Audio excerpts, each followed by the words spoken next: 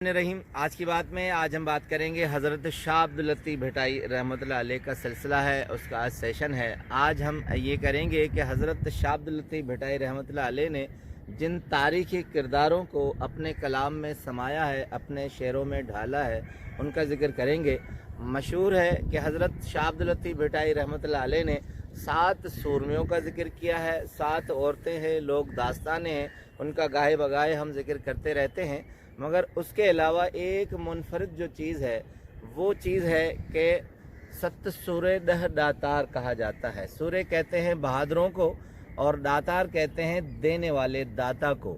यानी हज़रत शाह अब्दुल लतीफ़ भटाई रहमतुल्लाह अलैह को जो चीज़ पसंद थी, एक बहादुरी पसंद थी, इसीलिए उन्होंने सूरमाओं का ज़िक्र किया है 7 का, और दाता देने वाले सखावत बहुत पसंद थी, तो उन्होंने 10 ऐसे तारीख़ी किरदारों का ज़िक्र किया है जो उस वक्त तारीख़ी किरदार के साथ उस खित्ते में बहुत मशहूर थे। आज एक शख्सियत का ज़िक्र है, उसके बाद आहिस्ता आहिस्ता हम दूसरों का ज़िक्र करेंगे कि हज़रत शाह अब्दुल लतीफ़ भटाई रहमतुल्लाह अलैह ने ना सिर्फ़ वो तारीख़ी किरदार, वो जगहें जाकर देखी हैं, मगर उनको अपने अशार में भी ढाला है और अमर कर दिया है। तो आते हैं नंबर पहला। आज सुर जो है वो सुर सारंग है, सुर सारंग से अशार है और उसके बाद उसकी तफसील है। तो सारंग सार लहेज अल्लाह लग उंजंजे, पानी पौज पटनते अर्जा अन्न करेज, वतन वसाएज तसंघारन सुख थिए। अल्लाह ताला से दुआ है कि सारंग यानी अल्लाह ताला, ए परवरदिगार, तुम हमारी जो है सार यानी हमारी टकोर देखना, हमारी तरफ नज़र करना कि हमारे देश में जो खुश्क साली है वहाँ पानी बरसाना, पानी बरसे, उसके बाद अर्ज़ा अन्न करेज यानी इतनी खेत हो, खुशहाली हो कि हम उसमें अपने पेट का गुज़र कर सकें और हमारे वतन को सरसब्ज़ कर देना कि हम खुशहाल ज़िंदगी गुजार सकें। आते हैं उस किरदार पर कि कहते हैं कि नंगर पार कर अगर आप जाएंगे यहाँ से ठट्ठा बदीन की तरफ, फिर इंडिया का बॉर्डर आता है। अब उस वक्त ये सारी चीज़ें मिली हुई थी। नंगर पार कर के करीब एक ज़िला कलात था जहाँ सामरोटी का मकाम था।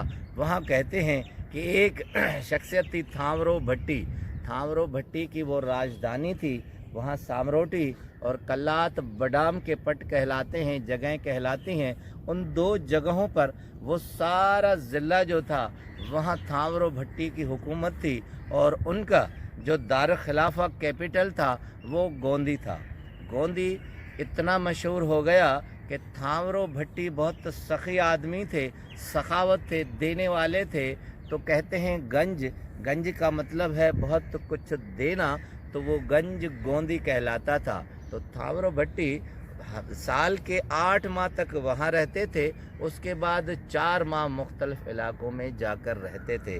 उसकी हुकूमत में कहते हैं कि इतनी सखावत थी कि कोई भी भूखा मरता नहीं था। थामरो भट्टी न सिर्फ खुद जाकर लोगों से मालूम करता था, मगर उनके लोग भी ऐसे तैनात थे जो वहाँ जाकर वो ये देखते थे कोई भूखा प्यासा तो नहीं है और उसे कुछ दे दे। तो कहते हैं गंज गोंदी एक वहाँ बड़ी मिसाल थी। अब अगर इस खित्ते का जायज़ा लिया जाए तो ढिगड़ी का मकाम है, उससे 4-5 किलोमीटर दूर है वो मकाम, और उजड़ी हुई हालात अब भी मौजूद हैं।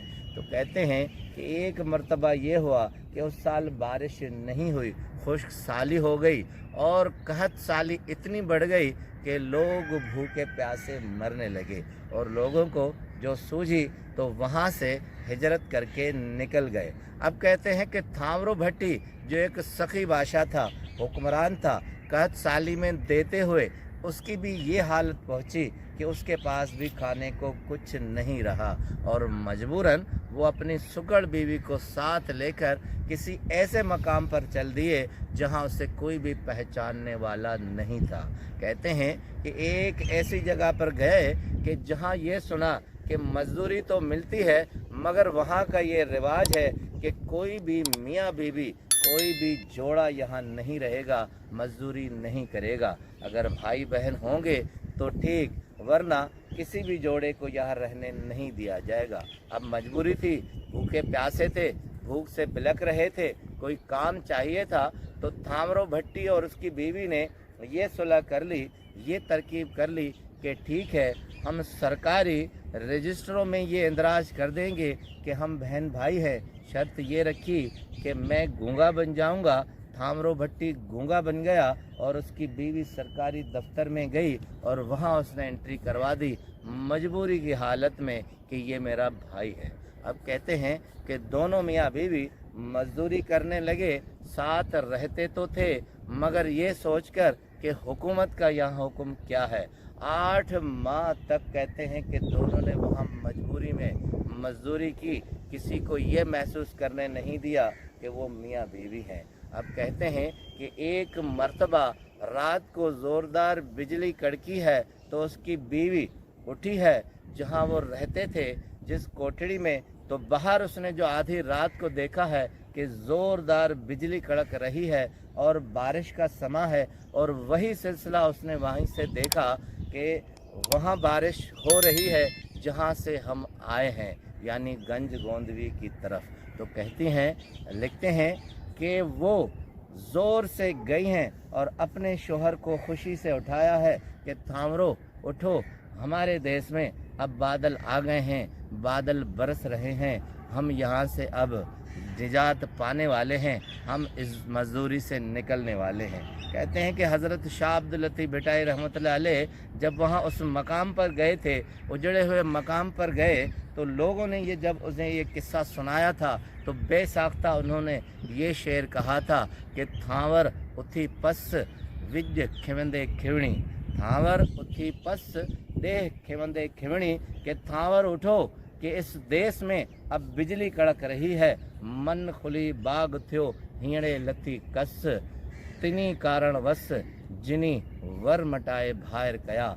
यानी थांवर उठकर देखो कि अब बिजली चमक उठी है, बादल बरसने वाले हैं, हमारे मन जो हैं बाग बाग हो गए हैं, और हमारे जो अंदर में जो जंग लग गया था इन बादलों ने उनको साफ कर दिया है। ए बादल, तुम उनके लिए बरसो जिन्होंने अपने शोहरों को अपने रिश्ते से हटाकर भाई बना दिया है। ये एक ऐसा अलमिया था जो जबरन आदमी ज़िंदा रहने के लिए तरकीब करता है।